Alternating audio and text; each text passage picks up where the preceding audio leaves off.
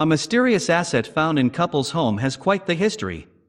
When investigators discovered a peculiar asset in the home of a New Mexico couple, nobody could believe the odd details that emerged. It seemed impossible that they could be caught up in something so shocking. Yet every piece of evidence suggested this well-loved pair had really pulled off one of the biggest crimes of the 1980s. Before we begin, make sure to smash that like button, subscribe to our channel, and click the notification bell for more amazing videos.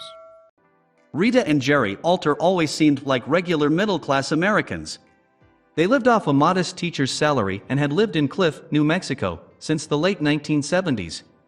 But that was just the tip of the iceberg. Outside of his day job, Jerry loved adventure, art, and traveling. In fact, he had written and self-published several books about his experiences in over 140 different countries. His beloved wife Rita was a beacon of kindness, patience, and positivity. She was working as a speech pathologist in the public school system, and she was always there to support Jerry in everything he undertook. Despite their friendly demeanor, the Alters kept to themselves.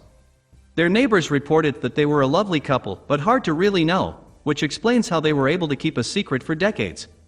Sadly, Jerry passed away of old age in 2011, with Rita passing away 5 years later. They left behind their fully grown children Barbara and Joseph, as well as their favorite nephew, Ron Roseman.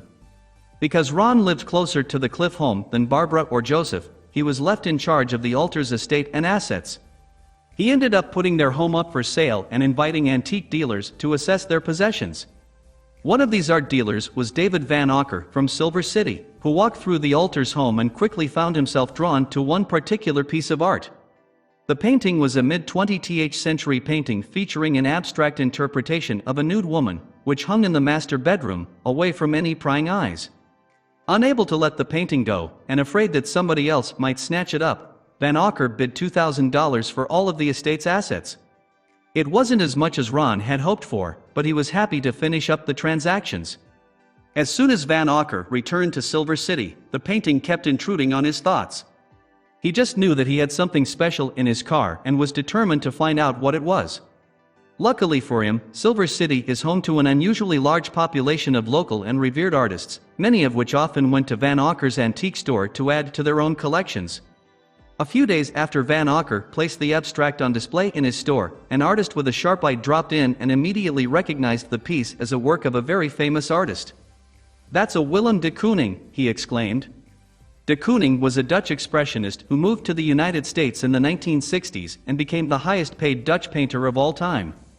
De Kooning's works have ranged in price anywhere from tens of millions to hundreds of millions, so Van Auker immediately knew that if this was truly his work, he would be sitting on a goldmine. At first, he refused to believe it was true.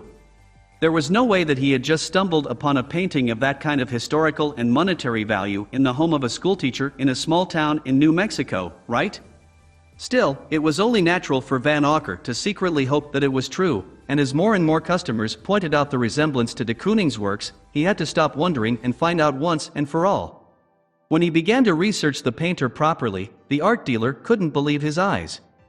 After hours of surfing the web, he had found an article about the Arizona Museum of Art that also mentioned the painting. The article mentioned the morning of November 29, 1985, when an unknown couple drove into Tucson, Arizona, to visit its biggest, most popular museum. It was still early, and the doors were not even opened yet.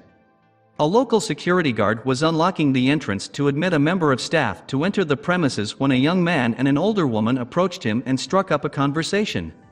While the woman, who appeared to be in her 60s, chit-chatted with the security guard about everything from art to the weather, the young man was able to slip into the building, making a beeline to the third floor.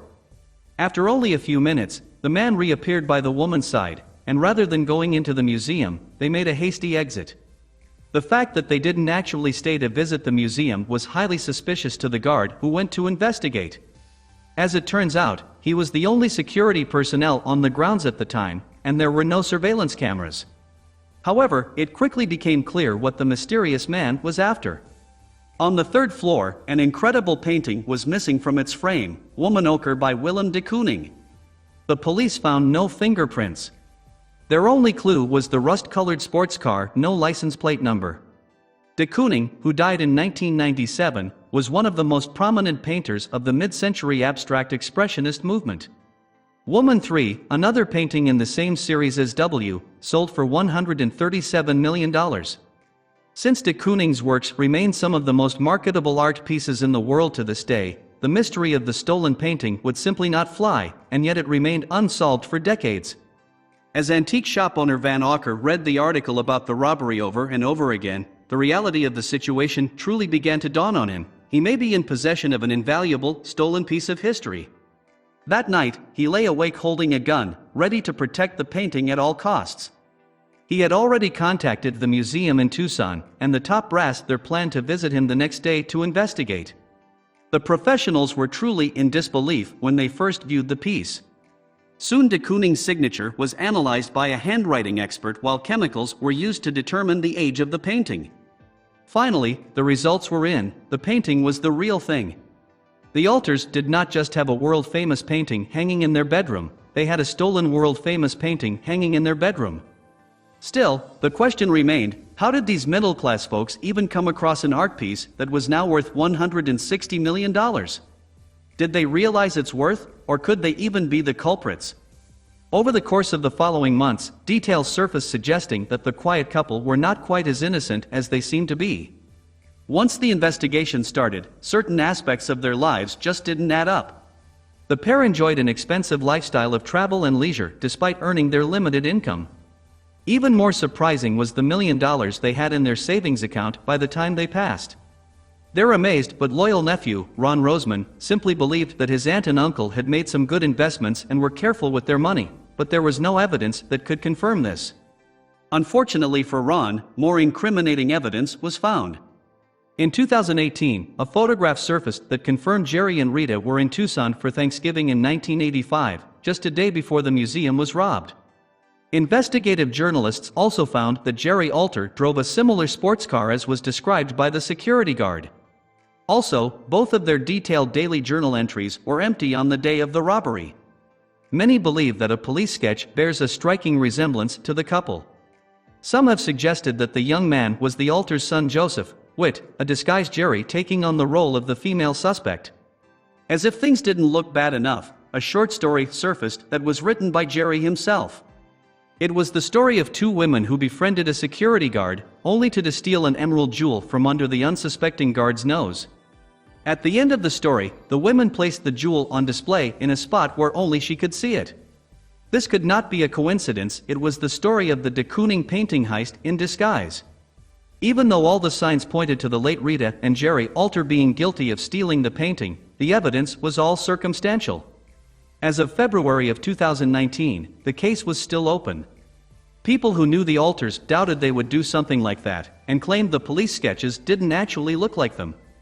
They gave the quiet couple quite the benefit of the doubt. Today, the painting is safely housed in the University of Arizona Museum of Art. Even though it has been quite a while since it was recovered, the institution is still in the process of restoring it after years of neglect. Although the investigation is ongoing, there have been no arrests in relation to the mystery.